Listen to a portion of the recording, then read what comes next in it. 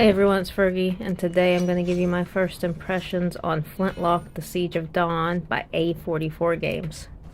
This is the first time I've heard of A44 Games. Their last game was in 2018 called Ashen, and I've never played that game before. I really don't know anything about it. But from what I can see, this is their second game. Now the graphics are decent. It really doesn't look like a modern day graphics to me. It kind of looks like something back from like a couple years ago. But graphics aren't everything as long as the story and gameplay is good, and I'm really not into the story or gameplay just yet. Combat's really not that great to me. It's kind of stiff. All the controls are kind of really stiff to me. Rolling and dodging just really doesn't feel that good. Neither does the parrying system. I'm really not a huge fan of parrying anyway, but it's just not very good in this game in my opinion. I don't like the lock-on system either. I just feel that it could be a lot better, a lot more fluid.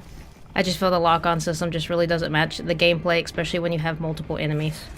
And combat is a little too simple for a Souls-light game. I know it's not a Souls-like, it's a Souls-light, but the combat just still seems a little too simple to me. And I don't like that the only way you can collect reputation is by pushing the left arrow on the controller. It's really distracting, especially in combat, and I really just don't like that. I would rather it just automatically collect. I feel it was an unneeded extra button that you have to push during combat and during gameplay that just really shouldn't be there. Consider me your chance at redemption. Lots of uses for an axe down there. Running and jumping again, everything just seems really stiff, especially when you have to climb onto things and pull yourself up. I just feel like it could have been a lot more fluid. I feel everything in this game could have been a lot more fluid. I don't know, it just seems for like a game in 2024 that it's just way too stiff compared to most other games like this. Now we'll go over the skill tree and the skill system. I can see what influenced them with their skill tree. It was definitely Assassin's Creed, because as soon as you open the skill tree and you take a look at the menu and everything, this just reminds me of Assassin's Creed Odyssey 100%. Like almost everything, like the layout and just how it shows you everything, it just automatically, as soon as I seen it, I was like, this is Assassin's Creed Odyssey. Which isn't a bad thing, because Assassin's Creed Odyssey is one of my favorite games, and I like the skill tree and everything, but it just, the influence is there. Same thing with like the map and everything like that. Even down to the inventory menu where you can see your character and their gear and everything, it's Assassin's Creed Odyssey and Valhalla to me. Which again, there's nothing wrong with that, it's almost just like a copy and paste though. Next is the photo mode. The photo mode's just as your basic photo mode. It almost reminds me of the photo mode in Cyberpunk, just with a lot less options. Maybe they'll add more options eventually later on. The next thing I didn't really like was all the pop-ups for the tutorials. I don't like a lot of hand-holding in games, so this kind of got really annoying.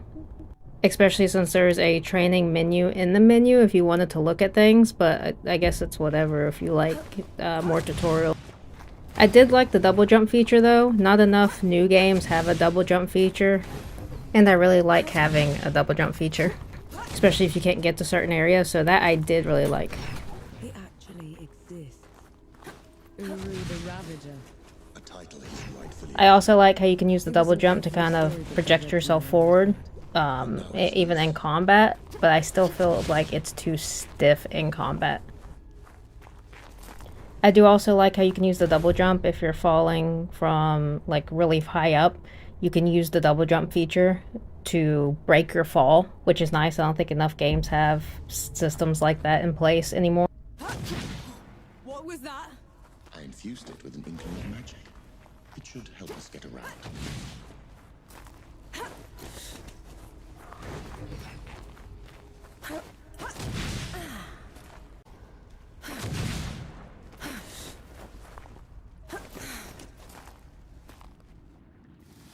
I'm still trying to get used to the combat with the fox companion. It's just not something I'm used to in these type of games. That's usually something you do in like Dragon Age or something, or Baldur's Gate, so I wasn't used to having him. Dead. Now the save points in this game are definitely 100% Elden Ring. Like when you go to the camp in the light and you sit down. So I definitely see the influence there with the save points. Which again, nothing wrong with that. That's how you save and that's how you rest. So just like Elden Ring. And then you can also update your skills and everything like that at a rest point too. And just like Elden Ring, if you die, you have to go back to the spot where you died in order to collect your experience. Because when you die, you lose it. You can open up your map and see the exact location where you died and where you can go collect your reputation points. It will be marked and highlighted on your map. The door when Uru was freed. The coalition. And in this game, there's these things called hamlets that are overrun by the dead. So you have to clear out the hamlets and clear out the boss there in order to basically make it a safe place now for the villagers and for you. So it's an occupied area of the dead that you gotta clear. I can see that being really repetitive after a while though. I did like though at the hamlets, instead of a bar or a saloon or a pub, there are coffee shops that you go to buy stuff. So I thought that was kind of cute. You never really see a coffee shop in these type of games where you rest. It's always a bar or a pub or something, so that was kind of creative. You can use your reputation points in the coffee shops to buy cosmetics, but I wouldn't do that right away because you also use your reputation to upgrade your character. So I feel like this is something for after you get your upgrades. You can spend your reputation on, you know, cosmetics. It's like more in-game stuff, I guess, once you get your character built how you want it.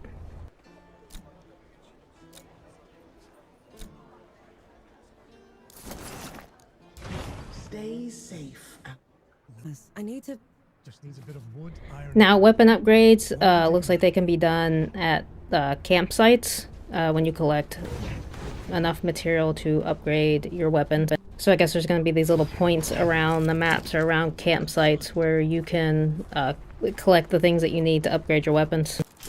Which I guess to me it would get kind of annoying since we already use our reputation to upgrade our like stats.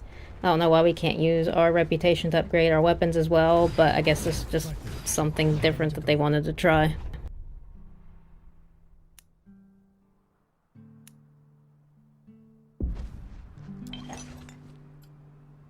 And again, it just reminds me of Assassin's Creed with the upgrading stuff as well. At like when you would do it at a blacksmith. Despite the older looking graphics, I still think this is a pretty decent looking game. The environment and everything, it doesn't look fake, but it obviously doesn't look realistic. And again, way too many tutorial pop-ups. I think this should be an option to be able to turn these off. And it might be, I might have just missed it because I went through the menu to look to see if we could turn them off. I didn't see it, I could have overlooked it. Just let me know in the comments if you can, because that would be great. The Rift traveling system's really cool. It's a cool idea. I just see it as filler, though, to kind of slow down the pace of the game a little bit. I guess so you don't blow through the game. I think this is only a 40-hour game, and there is stuff implemented in here to slow it down a little bit. I guess that's why the weapon upgrade is like it is, and the Rift traveling is like it is, too. It's creative, but it's alright, I guess, for a form of travel or something just flashy for the game.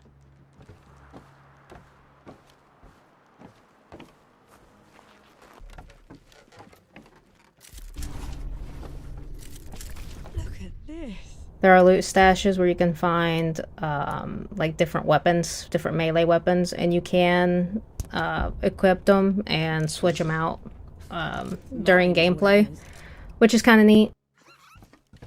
I could just see myself hitting the wrong button in combat though and accidentally switching my weapon, which would be really annoying. What is it? Mine is what it is. Overall, honestly, I give Flintlock a 6 out of 10 for a rating. It's not horrible considering this is A44 Games' second game since 2018. It could have been a lot worse. I definitely think this is a step in the right direction for them, and I am looking forward to any more games that they put out just to see their growth and improvement. As always, I appreciate all of you. Thanks for watching, and have a safe and good week.